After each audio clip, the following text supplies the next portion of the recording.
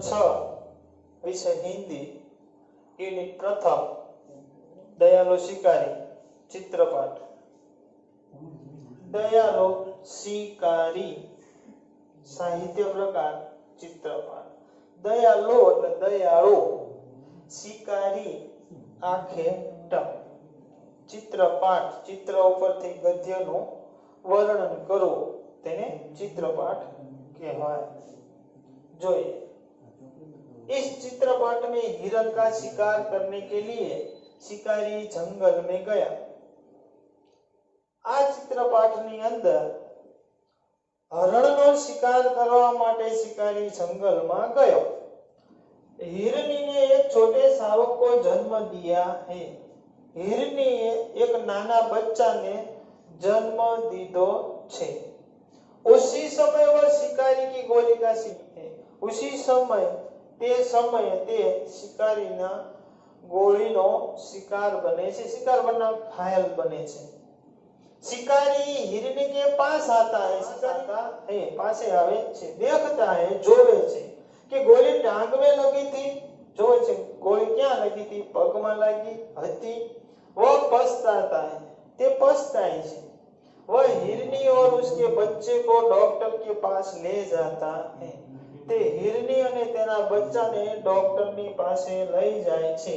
बाद में जंगल में उसी जगह छोड़ आता है। पछी ते जंगल में ते जग्याए तेने छोड़ीने आवे छे। इस चित्रपट में पशुओं के प्रति मानव का कैसा व्यवहार होना चाहिए और संसार में सभी को जीने का अधिकार है, यह बात बताई गई। आ चित्रपटની અંદર આપણે માણસે પશુઓની સાથે પ્રાણીઓની સાથે કેવો વ્યવહાર કરવો જોઈએ, માનવતાપૂર્ણ આપણે વ્યવહાર કરવો જોઈએ। કોઈ પણ પ્રાણીને આપણે મારવા જોઈએ નહીં। બધા જ પ્રાણીને જીવવાનો અધિકાર છે। આ વાત આપણે ધ્યાનમાં લેવાની છે। જોઈએ હવે પાઠનો અભ્યાસ કરીએ તે પહેલા ચિત્રપાઠની અંદર ચિત્રનું સૌપ્રથમ આપણે અવલોકન કરવાનું છે। અવલોકન કરવું मतलब ધ્યાનથી ચિત્રને જોવો, ખૂબ જ ધ્યાનપૂર્વક ઝીણામાં ઝીણી આખા ચિત્રની અંદર નાનામાં નાની બાબતને પણ સૂક્ષ્મ અવલોકનથી જોવાની છે। હવે આ સૂક્ષ્મ અવલોકન બધા જ ચિત્રોનું થઈ જાય ક્રમ વાઇઝ, ક્રમ પ્રમાણે 1 2 3 4 એ क्रम प्रमाणे चित्रનું તમારે અવલોકન થઈ જાય।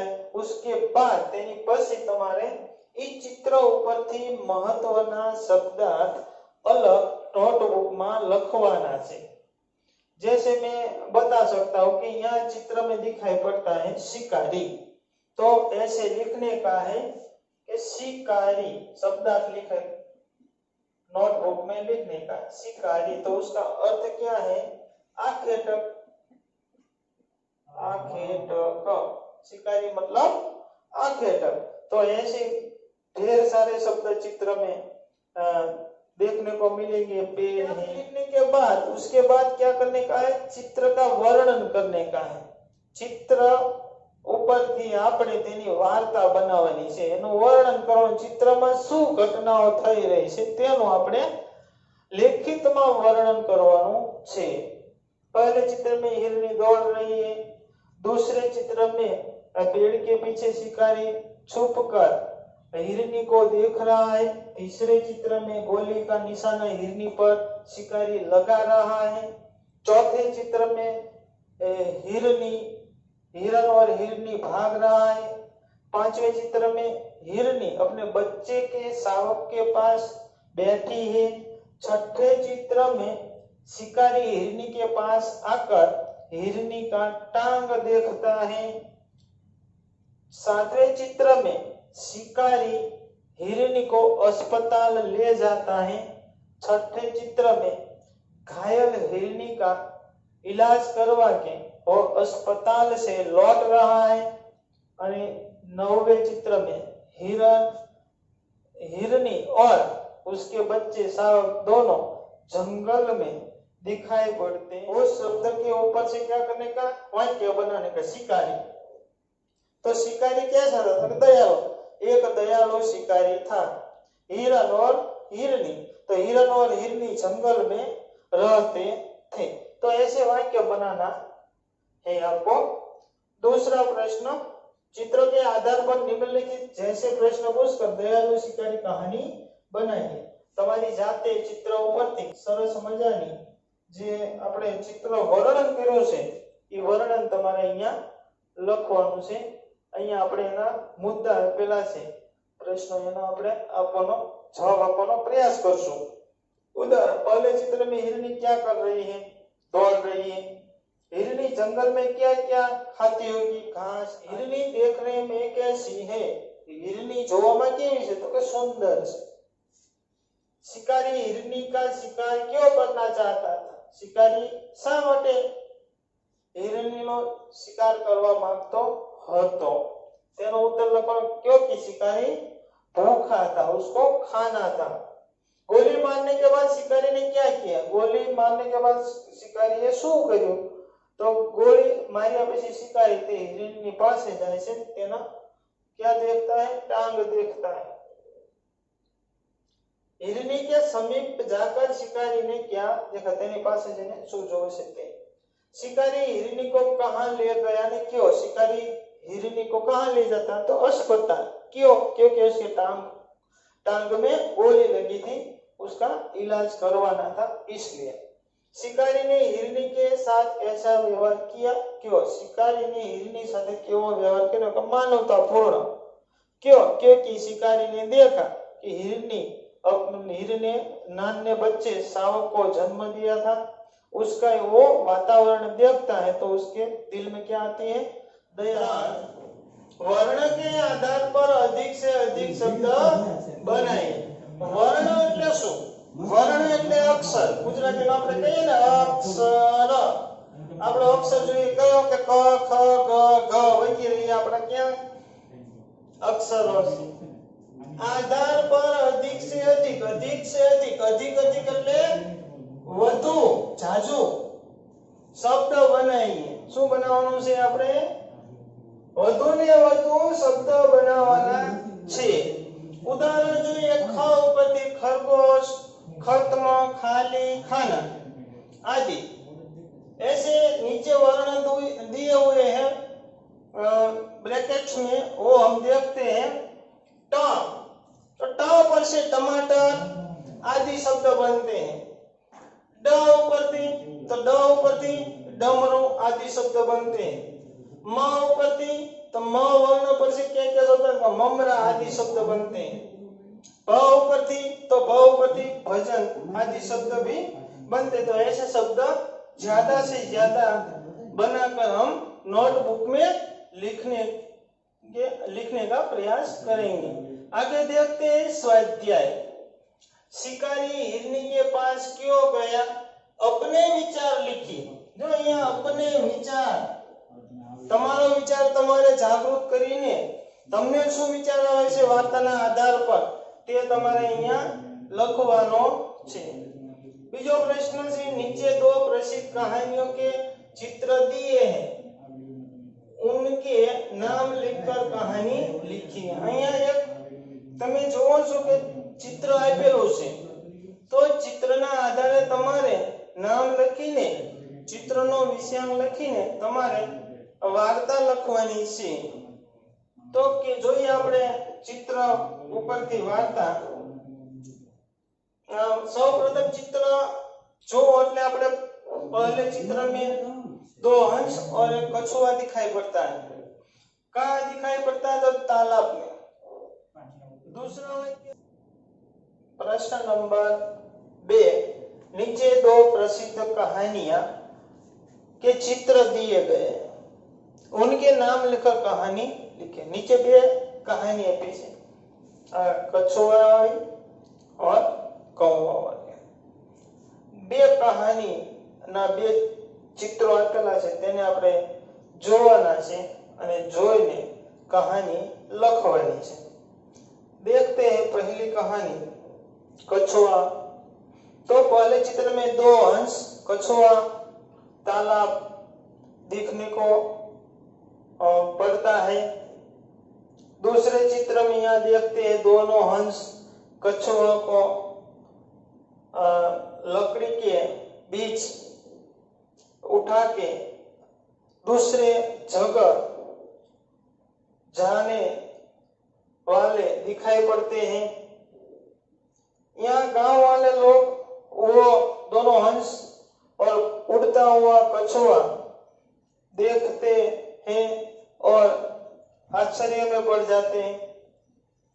तीसरे चित्र में कछुआ के मुंह से लकड़ी छूट जाती है और वो नीचे गिर पड़ता है कि उसके आधार पर हमको कहानी बनानी है कि कछुआ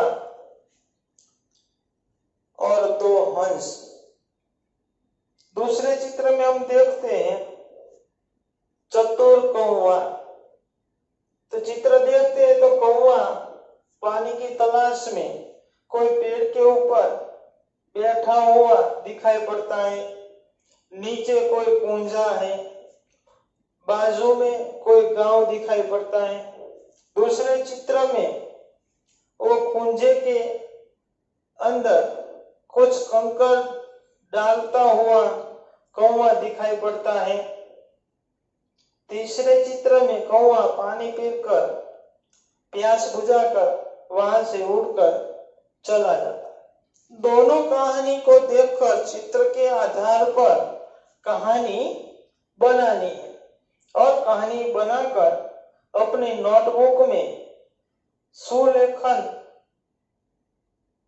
अक्षर में लिखने की है। प्रश्न नंबर 3, कौवा और लोमड़ी कहानी बनाकर लिखिए। कहानी मतलब वार्ता। कौवा और लोमड़ी, કાગડો અને શિયાળ બંનેની કહાની આપણે બનાવવાની છે અને ચિત્રના આધારે નોટબુકની અંદર આપણે લખવાનો પ્રયાસ કરશું। પ્રથમ ચિત્રની અંદર તમે જુઓ તો કાગડો કૌવા मुंह में पूड़ी लेकर वृक्ष की डाली पर बैठा है। दूसरे चित्र में कौवा जिस जगह बैठा है वहां कोई लोमड़ी आती है और उसके मुंह में क्या देखती? पूड़ी देखती है। तीसरे चित्र में लोमड़ी को पूड़ी खाने की इच्छा हुई और वो कौवा से कुछ कहने लगी। चौथे चित्र में कौवा और लोमड़ी के बीच वार्तालाप हो रहा है। पांचवें चित्र में लोमड़ी कौवे को संगीत, यहाँ जो ये चित्र दिखाई पड़ता है संगीत का निशान है, वो कौवे से बोलती है तुम्हारा आवाज सुंदर है, तुम हमको गाना सुनाओ, हमको सुनने का। लोमड़ी ऐसा कहती है और कौवा पूरी पाँव में दबाकर गाना गाता है। छठे चित्र में पूरी न मिलने से लोमड़ी निराश होकर वहां से निकल जाती है। तो इस चित्र के आधार पर से हमको कहानी बनानी है। आगे का प्रश्न देखते हैं। प्रश्न नंबर 2 और 3 में आपको कौन सी कहानी अच्छी लगी और क्यों? प्रश्न नंबर 2 जो हमने आगे देखा कि ये दो कहानी में आपको कौन सी कहानी अच्छी लगी वो लिखने का है। पांचवा प्रश्न, नीचे दिए गए शब्दों के विरोधी शब्द घेरे में से ढूंढकर वाक्य प्रयोग कीजिए। वाक्य प्रयोग कौन से शब्द? विरोधी शब्द। विरोधी शब्दનો તમારે વાક્યમાં પ્રયોગ કરવાનો છે અને તે તમારે લખવાનો છે। જોઈએ આપણે અહીંયા શબ્દ છે દયાળુ, बहुत, સ્વસ્થ, ખુશ, જન્મ, બુરાઈ। ઉદાહરણ જોઈએ। દયાળુ શબ્દ અહીંયા આપણને આપેલો છે, તેનો આપણે શું લખવાનો છે? વિરોધી શબ્દ। દયાળુનો વિરોધી શબ્દ જો ચોકડીની નિશાની છે ને વિરોધની નિશાની છે, વિરુદ્ધ નિશાની એટલે એને વિરોધી કહેવાય। એટલે આ નિશાની છે ને એ આપણે વિરોધી શબ્દની છે। દયાળુ તો નિર્દય, જે નિર્દય જે દયા ન કરે તેને નિર્દય કહેવાય એટલે એનો વિરોધી થયો। અહીંયા પછી આ શબ્દનો તમે વિરોધી શબ્દ આપો તેની પછી તમારે વાક્યમાં એનો પ્રયોગ કરવાનો છે. વાક્યમાં પ્રયોગ અહીંયા જોવો છો બંને વાક્યનો પાછો દયાળુ શબ્દનો વાક્ય બનાવવાનો છે અને નિર્દયનું પણ વાક્ય બનાવવાનું છે. ઘેરે એટલે અહીંયા આમાંથી આપણે એક બોક્સ છે તેની અંદરથી આપણે લેવાનું છે દયાળુ. તો દયાળુ મનોજને आहत चिड़िया को बचाया. आहत એટલે ઘાયલ પક્ષીને એને બચાવ્યો. કોને બચાવ્યો? મનોજે. બીજો શબ્દ નિર્દય છે એની ઉપરથી વાક્ય शिकारी निर्दयी होते हैं. शिकारी निर्दय होते हैं.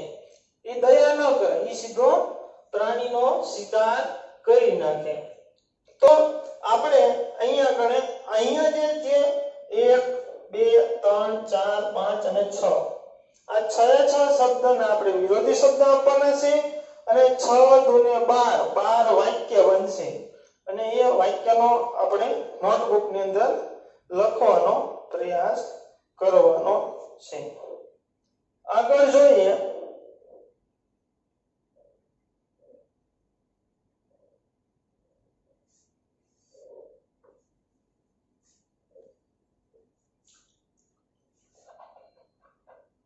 नीचे दिए गए वाक्यों में से जो संज्ञा है उन्हें रेखांकित कीजिए. जो नीचे दिए गए वाक्यों में नीचे वाक्य આપેલા છે जो संज्ञा है. संज्ञा मतलब नाम. કોઈ પણ વસ્તુનું નામ હોય ને એને સંજ્ઞા કહેવાય.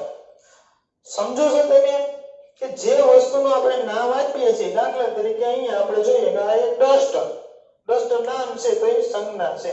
કોઈ પ્રાણીનું નામ હોય ગાય તો ગાય શું કહેવાય? સંજ્ઞા કહેવાય. તો અહીંયા નીચે વાક્ય આપેલા છે એ સંજ્ઞા છે તેની નીચે તો આપણે શું કરવાની છે? રેખાંકિત લામે નીચે લીટી કરી તે નીચે તમારે શું કરવાની છે? જો અહીંયા રામ લખ્યું હોય રેખાંકિત, શ્યામ લખ્યું હોય રેખાંકિત, નીચે લીટી દોરવાની છે, હાઇલાઇટ કરવાનું છે ટૂંકમાં. તો અહીંયા આપણે પહેલા શબ્દ સમજી લઈએ સંજ્ઞા કોને કહેવાય. સંજ્ઞા શું છે તે आप पढ़ चुके हैं कि તમે ભણી ગયા છો કે किसी व्यक्ति वस्तु स्थान या भाव को किसी व्यक्ति वस्तु કોઈ પણ વ્યક્તિ હોય, કોઈ પણ વસ્તુ હોય, કોઈ પણ સ્થાન હોય અને કોઈ પણ પ્રકારનો ભાવ હોય એને પ્રकट करने वाले તેને પ્રकट કરવા વાળા શબ્દો को संज्ञा कहते हैं. તેઓને પ્રकट કરવા વાળા શબ્દને શું કહે છે? संज्ञा कहे छे. संज्ञा कहे छे. જોઈએ આપણે પહેલું ઉદાહરણ. थोड़ी देर बाद उसे राम और श्याम मिले. થોડા સમય પછી તેને રામ અને શ્યામ મળ્યા. તો એ નામ કોણ છે? રામ અને શ્યામ. બંને શું છે? સંજ્ઞા છે. જોઈએ પહેલું એક ઉદાહરણ. पूजन की परीक्षा 5 बजे तक चलने वाली थी. આ વાક્યમાં નામ ક્યાં છે? તો અહીંયા પૂજન. પૂજન હું થયું? સંજ્ઞા થઈ.